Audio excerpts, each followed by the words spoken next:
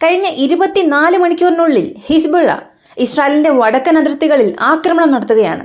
ഒരു വശത്ത് ഗാസയ്ക്കെതിരായ ഇസ്രായേലിന്റെ ആക്രമണം കുറഞ്ഞു, മറുവശത്ത് വടക്കൻ ഇസ്രായേലിലേക്ക് ഇസ്രായേലിന്റെ സൈനിക നീക്കങ്ങൾ വർദ്ധിച്ചുകൊണ്ടിരിക്കുകയാണ്.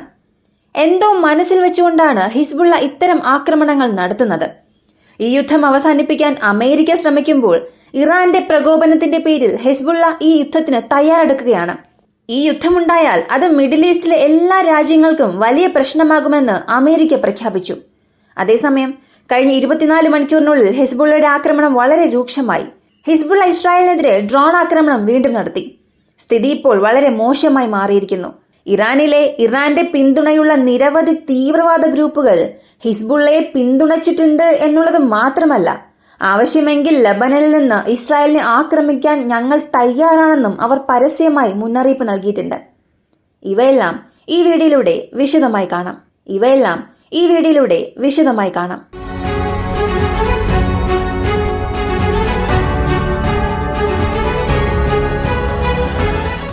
ഇസ്രായേൽ പ്രതിരോധ മന്ത്രിക്കും അമേരിക്കൻ ഉദ്യോഗസ്ഥർക്കുമിടയിലെ ചർച്ചയ്ക്ക് ശേഷം ഈ യുദ്ധം അടുത്ത ഘട്ടത്തിലേക്ക് പോകില്ല എന്നായിരുന്നു ലോകം മുഴുവനും പ്രതീക്ഷിച്ചത്. അമേരിക്കയുടെ സമ്മർദ്ദം കാരണം, അല്ലെങ്കിൽ അമേരിക്ക പറയുന്നത് കേട്ട് ഇസ്രായേൽ ഈ യുദ്ധം അവസാനിപ്പിക്കും. മാത്രമല്ല, ലബനനും അമേരിക്കയും തമ്മിൽ നല്ല ബന്ധമുണ്ട്. ഫ്രാൻസിനും ലബനനും തമ്മിലും നല്ല ബന്ധമുണ്ട്. ഈ രണ്ട് രാജ്യങ്ങളും ഒന്നിച്ചാൽ ലബനനെ സമ്മർദ്ദത്തിലാക്കാം, അല്ലെങ്കിൽ ലബനന് ആവശ്യമായത് ചെയ്തു കൊടുത്ത് ഹിസ്ബുള്ളയുടെ ആക്രമണം ഇസ്രായേലിൽ വരാതെ തടയാം. എന്നാൽ എവിടെയാണ് വലിയ ട്വിസ്റ്റ് സംഭവിച്ചതെന്ന് നിങ്ങൾക്കറിയാമോ? ഇസ്രായേൽ പ്രതിരോധ മന്ത്രി അമേരിക്കൻ ഉദ്യോഗസ്ഥർക്ക് ഒരു ഉറപ്പും നൽകിയില്ല. ലബനനുമായി യുദ്ധത്തിന് പോകരുത് എന്നാണ് അദ്ദേഹം പറഞ്ഞ പ്രധാനപ്പെട്ട കാര്യം. നിങ്ങൾ ഹിസ്ബുള്ളയുമായി യുദ്ധമുഖം തുറന്നാൽ നിങ്ങളെ രക്ഷിക്കാൻ അമേരിക്കക്കാർക്ക് പോലും കഴിയില്ല. ഹിസ്ബുള്ളയുടെ ആക്രമണം അത്രത്തോളം വലുതായിരിക്കും. എല്ലാ അയൺ ഡോമിനെയും സാച്ചുറേറ്റ് ചെയ്യാനുള്ള ശക്തി ഹിസ്ബുള്ളയ്ക്കുണ്ട്. ഈ ആവശ്യത്തിന് ഇസ്രായേൽ പ്രതിരോധ മന്ത്രി മറുപടി ഒന്നും നൽകിയില്ല. യുദ്ധം പരമാവധി ഒഴിവാക്കാൻ ശ്രമിക്കാം എന്ന ഒറ്റ മറുപടി മാത്രമാണ് അദ്ദേഹം നൽകിയത്. ഇസ്രായേലിനെ ആക്രമിക്കുമെന്നോ ആക്രമിക്കില്ലെന്നോ പറഞ്ഞിട്ടില്ല. യുദ്ധം പരമാവധി ഒഴിവാക്കാൻ ശ്രമിക്കുമെന്ന് മാത്രം പറഞ്ഞു. ഇതിനപ്പുറം ഒന്നും ചെയ്യാൻ ഞങ്ങൾക്ക് കഴിയില്ലെന്നും പറഞ്ഞു. ഇതിലൂടെ ഒരു കാര്യം വ്യക്തമാണ്: ഇസ്രായേൽ തീർച്ചയായും ഹിസ്ബുള്ളയെ ആക്രമിക്കും. എന്നാൽ ഹിസ്ബുള്ളയുടെ മറുപടി എന്താണെന്നറിയണ്ടേ? നിങ്ങൾക്ക് മുൻപ് ഞങ്ങൾ ആക്രമിക്കും എന്നുള്ള രീതിയിൽ ആ മീറ്റിംഗ് കഴിഞ്ഞ് 3 ദിവസം ശാന്തരായിരുന്ന ഹിസ്ബുള്ള 4-ാം ദിവസം വീണ്ടും ഇസ്രായേലിനെ ആക്രമിക്കാൻ തുടങ്ങി. വടക്കൻ ഗലീലി, കിര്യത്ത് ഷിമോൻ, ഇങ്ങനെ ഇസ്രായേലിന്റെ സൈനിക ക്യാമ്പുകൾ, താവളങ്ങൾ, ഇവയെല്ലാം സ്ഥിതി ചെയ്യുന്ന മറ്റ് പ്രദേശങ്ങൾ, എല്ലാ സ്ഥലങ്ങളെയും ലക്ഷ്യമിട്ട് നശിപ്പിക്കുന്നു. കഴിഞ്ഞ 24 മണിക്കൂറിനുള്ളിൽ വ്യത്യസ്ത സ്ഥലങ്ങളിൽ ഹിസ്ബുള്ള 75 റോക്കറ്റുകൾ വിക്ഷേപിച്ചു. 4 ഇസ്രായേൽ സൈനികർ കൊല്ലപ്പെട്ടതായി ഹിസ്ബുള്ള ഔദ്യോഗികമായി അറിയിച്ചു. എന്നാൽ ഇതേക്കുറിച്ച് ഇസ്രായേൽ പ്രതികരിച്ചിട്ടില്ല. കഴിഞ്ഞ 24 മണിക്കൂറിനുള്ളിൽ വടക്കൻ ഇസ്രായേലിൽ മാത്രം ഹിസ്ബുള്ള 13 ഡ്രോണുകൾ ഉപയോഗിച്ചു. യുദ്ധം എത്ര വലുതാണെന്ന് ഹിസ്ബുള്ള കാണിച്ചു കൊടുക്കുകയാണ്. ഇസ്രായേലിന്റെ ചാരകേന്ദ്രം ആക്രമിച്ചതായി 2 മാസം മുൻപ് ഹിസ്ബുള്ള പറഞ്ഞിരുന്നു. ഹിസ്ബുള്ളയും ഇസ്രായേൽ സൈനികരും തമ്മിൽ പ്രശ്നമുണ്ടായതിൽ അതായിരുന്നു ഒരു പീക്ക് ടൈം. അക്കാലത്ത് ഹിസ്ബുള്ള മുഴുവനായും 30-35 റോക്കറ്റുകൾ മാത്രമാണ് വിക്ഷേപിച്ചത്. അതായത് പ്രതിദിനം 5-10 റോക്കറ്റുകൾ മാത്രം. എന്നാൽ ഹിസ്ബുള്ള ഒറ്റ ദിവസത്തിൽ തന്നെ 75 റോക്കറ്റുകളും 13 ഡ്രോണുകളും വിക്ഷേപിച്ചു എന്നൊക്കെ പറയുമ്പോൾ യുദ്ധം എത്രത്തോളം വലുതായി പോയിക്കൊണ്ടിരിക്കുന്നു എന്നുള്ളത് നമ്മൾ മനസ്സിലാക്കണം. എന്നാൽ ഇതേ സമയം ഇസ്രായേലും ശാന്തരായിരുന്നിട്ടൊന്നുമില്ല. ഹിസ്ബുള്ളയുടെ സ്റ്റോറേജ് കെട്ടിടങ്ങളും അവരുടെ പ്രധാനപ്പെട്ട കമാൻഡ് പോസ്റ്റുകളും ഇസ്രായേൽ ആക്രമിക്കാൻ തുടങ്ങി. ഇസ്രായേൽ ലബനനിൽ നടത്തിയ എയർ സ്ട്രൈക്കിൽ 2 നില കെട്ടിടം പൂർണ്ണമായും നശിച്ചു. അതിൽ 14-ലധികം പേരുണ്ടായിരുന്നു. അവരെല്ലാം ഹിസ്ബുള്ളയുടെ ആളുകളുമായിരുന്നു. ഇക്കാര്യം ഇസ്രായേൽ ഔദ്യോഗികമായി പ്രഖ്യാപിച്ചു. ഒരു വശത്ത് ഹിസ്ബുള്ളയ്ക്കുള്ള പിന്തുണ വർദ്ധിക്കുകയാണ്. യമനിലെ ഹൂത്തികൾ ഇതിനകം പിന്തുണ നൽകിക്കഴിഞ്ഞു. മറുവശത്ത് ഇറാനിലെ IRGCയും അവരുടെ സായുധ ഉദ്യോഗസ്ഥരും ഹിസ്ബുള്ളയെ പിന്തുണയ്ക്കുന്നുണ്ട്. ഇവിടെ ഈ IRGC ആണ് വളരെ പ്രധാനപ്പെട്ടത്. ഇറാനെ സംബന്ധിച്ചിടത്തോളം IRGC ഒരു പ്രധാന സ്വത്താണ്. 3,50,000-ലധികം സജീവ ഉദ്യോഗസ്ഥരുള്ള ഒരു വലിയ സ്ഥാപനമാണ് IRGC. ഇവർ ഹിസ്ബുള്ളയെ പിന്തുണച്ചതോടുകൂടി ഹിസ്ബുള്ളയുടെ ശക്തി വർദ്ധിച്ചിട്ടുണ്ട്. ലോകമെമ്പാടുമുള്ള പല സൈനിക വിശകലന വിദഗ്ധരും ഇതേക്കുറിച്ച് ഇപ്പോൾ സംസാരിച്ചു തുടങ്ങിയിട്ടുണ്ട്. ഇറാനും ഇറാഖും ഹിസ്ബുള്ളയെ പിന്തുണയ്ക്കുന്നു. ഇറാന്റെ പിന്തുണയുള്ള തീവ്രവാദ സംഘടനയായ ഖതാബ് അൽ സയ്യിദ് അൽ ജുഹാദയും ഹിസ്ബുള്ളയെ പിന്തുണച്ചു. ഇങ്ങനെ ഹിസ്ബുള്ളയ്ക്കുള്ള പിന്തുണ വർദ്ധിക്കുന്നത് ഇസ്രായേലിന് നല്ലതല്ല. ഇത് ഇസ്രായേലിനെ സംബന്ധിച്ചിടത്തോളം ശുഭകരമായ വാർത്തയേ അല്ല. ഇവയെല്ലാം ചേർന്ന് ഒരു സമ്പൂർണ്ണ യുദ്ധത്തിൽ അവസാനിച്ചാൽ ഇസ്രായേലിന് ഒരുപാട് നഷ്ടമുണ്ടാകും. മറുവശത്ത് ഇത് മറ്റ് രാജ്യങ്ങളിലും സംഭവിക്കും. ഇറാൻ അകത്തേക്ക് കടന്നാൽ ഇറാനും പ്രശ്നങ്ങൾ നേരിടേണ്ടി വരും. ഇറാൻ അകത്തേക്ക് കടന്നാൽ ഇറാനെതിരെ അമേരിക്ക വരും. ഇതിന് 4 കാരണങ്ങൾ പറയുന്നുണ്ട്. ഈ 4 കാരണങ്ങൾ കാരണം ഇസ്രായേൽ ഈ യുദ്ധം ചെയ്യേണ്ടി വരും. ഹിസ്ബുള്ള യുദ്ധം ചെയ്തില്ലെങ്കിലും ഇസ്രായേൽ ഈ യുദ്ധം ചെയ്യും. ഒരുപക്ഷെ ഇസ്രായേൽ മൗനം പാലിച്ചാൽ ഇറാന്റെ പിന്തുണ കാരണം ഹിസ്ബുള്ളയ്ക്ക് ഈ യുദ്ധം ചെയ്യേണ്ടി വരും.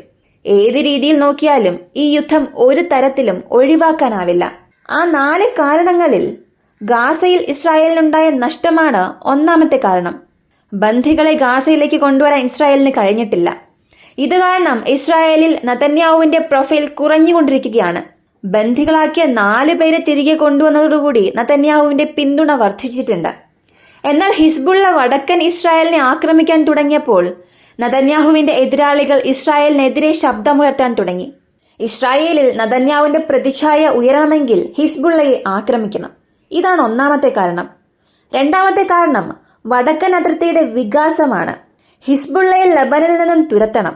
ഗാസ യുദ്ധം ഇന്ന് അവസാനിച്ചാലും നാളെ ഹിസ്ബുള്ള കാരണം പ്രശ്നങ്ങൾ നേരിടേണ്ടി വരും. കാരണം ഗാസയിൽ നിന്ന് ഇസ്രായേൽ എപ്പോഴും പ്രശ്നങ്ങൾ നേരിട്ടുകൊണ്ടിരിക്കും. അതിൽ ആർക്കും ഒന്നും ചെയ്യാൻ കഴിയില്ല. അത് തടയാൻ ഇസ്രായേലിന് പോലും കഴിയില്ല. അതിനാൽ ഗാസയിൽ വെടിനിർത്തൽ ഉണ്ടാക്കണം. പാലസ്തീനെ പ്രത്യേക രാജ്യമായി പ്രഖ്യാപിക്കാൻ വേണ്ടിയാണ് ഹിസ്ബുള്ള ഇസ്രായേലിനെതിരെ ഇത്രയേറെ ആവേശത്തോടുകൂടി പോരാടുന്നത്. അതിനാൽ ഗാസ യുദ്ധം നിർത്താൻ ഇസ്രായേൽ ആഗ്രഹിച്ചാലും അവർ പുറത്തേക്ക് വന്നാലും ശാശ്വത പരിഹാരം കൊണ്ടുവരുന്നതുവരെ ഹിസ്ബുള്ള ഗാസയെ ആക്രമിക്കുന്നത് തുടരും. ഹിസ്ബുള്ളയുടെയും ഇസ്രായേലിന്റെയും പ്രശ്നങ്ങളുടെ രണ്ടാമത്തെ കാരണം ഇതാണ്. മൂന്നാമത്തെ കാരണം മൊസാദിന് ശരിയായ ഇന്റലിജൻസ് ഇൻപുട്ട് ലഭിച്ചിട്ടില്ല എന്നതാണ്. ഇത് കേട്ട് പലർക്കും അത്ഭുതം തോന്നിയേക്കാം. എന്നാൽ കഴിഞ്ഞ ഏതാനും മാസങ്ങളായി മൊസാദിന്റെ ഇടിവ് വർദ്ധിച്ചു. ചില വിജയങ്ങൾ നേടിയാൽ പോലും മൊസാദിന്റെ രഹസ്യാന്വേഷണ ഓപ്പറേഷൻ ഇതുവരെ ഉയർന്നിട്ടില്ല. രഹസ്യാന്വേഷണ ഏജൻസിയുടെ പ്രകടനം മികച്ചതാണെങ്കിൽ ഹിസ്ബുള്ളയുടെ കമാൻഡർമാരെ ഇസ്രായേൽ ഉപേക്ഷിക്കുമായിരുന്നില്ല. ഹിസ്ബുള്ളയുടെ കമാൻഡർമാരെ വധിക്കാൻ ഇസ്രായേൽ ശ്രമിക്കുമായിരുന്നു. ഹിസ്ബുള്ളയുടെ കമാൻഡർമാരെ വധിച്ചാൽ ഹിസ്ബുള്ളയെ ഇറാൻ പിന്തുണയ്ക്കുകയും ഇസ്രായേലിനെ ആക്രമിക്കുകയും ചെയ്യും. ഇതാണ് മൂന്നാമത്തെ കാരണം. നാലാമത്തെ കാരണം ഇതാണ് വളരെ പ്രധാനപ്പെട്ട കാരണം.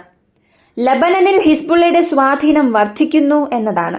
ലബനനിൽ ഹിസ്ബുള്ള ശക്തമായ ഒരു പാർട്ടിയാണെങ്കിലും ഇപ്പോഴും ഹിസ്ബുള്ളയ്ക്കെതിരായിട്ടുള്ള ആളുകൾ, ഹിസ്ബുള്ളയ്ക്കെതിരെ സംസാരിക്കുന്ന ഒരു ഭരണമാണ് അവിടെയുള്ളത്. കാരണം ലബനൻ സർക്കാർ ഹിസ്ബുള്ളയുടേതിൽ നിന്നും വ്യത്യസ്തമാണ്. ഹിസ്ബുള്ള ഒരു രാഷ്ട്രീയ പാർട്ടിയാണെങ്കിലും അവർക്ക് കുറച്ച് എംപിമാർ ഉണ്ടെങ്കിൽ പോലും ലബനന്റെ മേൽ ഹിസ്ബുള്ളയ്ക്ക് പൂർണ്ണ അധികാരമില്ല. അവർ വിചാരിച്ചാൽ എന്തും ചെയ്യാൻ കഴിയും എന്ന അവസ്ഥ ഇപ്പോൾ ലബനനിൽ ഇല്ല. അതിനാൽ ലബനൻ നമ്മുടെ നിയന്ത്രണത്തിലായിരിക്കണം. ഇറാഖ്, സിറിയ, ഇറാൻ ഇങ്ങനെ തുടങ്ങിയ രാജ്യങ്ങൾ ഉണ്ടെങ്കിൽ പോലും ലബനനെ നിയന്ത്രണത്തിലാക്കണം. ലബനനെ ഹിസ്ബുള്ളയുടെ നിയന്ത്രണത്തിലാക്കണമെങ്കിൽ ഈ യുദ്ധം ഹിസ്ബുള്ളയിൽ നിന്നും ആരംഭിക്കണം. ഇതാണ് നാലാമത്തെ കാരണം. ഈ 4 കാരണങ്ങൾ പരസ്പരം ബന്ധപ്പെട്ടിരിക്കുന്നു. ഒന്ന്, നെതന്യാഹുവിന് ഇസ്രായേൽ പിന്തുണ കുറയുമ്പോൾ ഹിസ്ബുള്ളയെ പരാജയപ്പെടുത്തിയാൽ അദ്ദേഹത്തിന്റെ പിന്തുണ വർദ്ധിക്കും. രണ്ടാമതായി, ഹിസ്ബുള്ള ഇസ്രായേലിനെ പരാജയപ്പെടുത്തിയാൽ മാത്രമേ ലബനന്റെ മേലുള്ള ഹിസ്ബുള്ളയുടെ നിയന്ത്രണം വർദ്ധിക്കുകയുള്ളൂ. കാരണം ലബനൻ സർക്കാർ സ്ഥിരതയുള്ള ഒന്നല്ല. ഒരു വശത്ത് ലബനനിൽ ഹിസ്ബുള്ളയുടെ പ്രശ്നങ്ങൾ വർദ്ധിച്ചുകൊണ്ടിരിക്കുകയാണ്. മറുവശത്ത് ഇറാൻ ലബനനിൽ കടുത്ത സമ്മർദ്ദം ചെലുത്തുന്നു.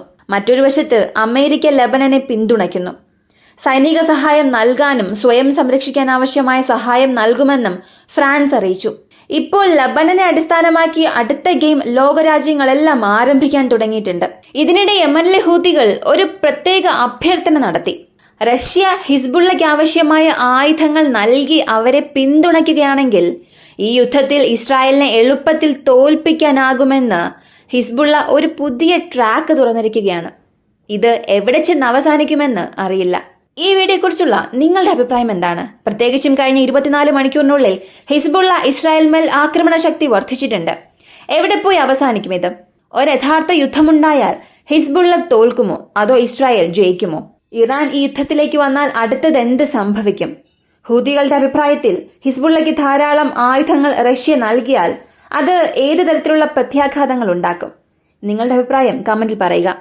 വീഡിയോ ഇഷ്ടമായാൽ ലൈക്ക് ചെയ്യുക, ഷെയർ ചെയ്യുക. നമ്മുടെ ചാനൽ ആദ്യമായി കാണുന്നവരാണെങ്കിൽ മറക്കാതെ സബ്സ്ക്രൈബ് ചെയ്ത് സപ്പോർട്ട് ചെയ്യുക. മറ്റൊരു വീഡിയോയുമായി വീണ്ടും കാണാം.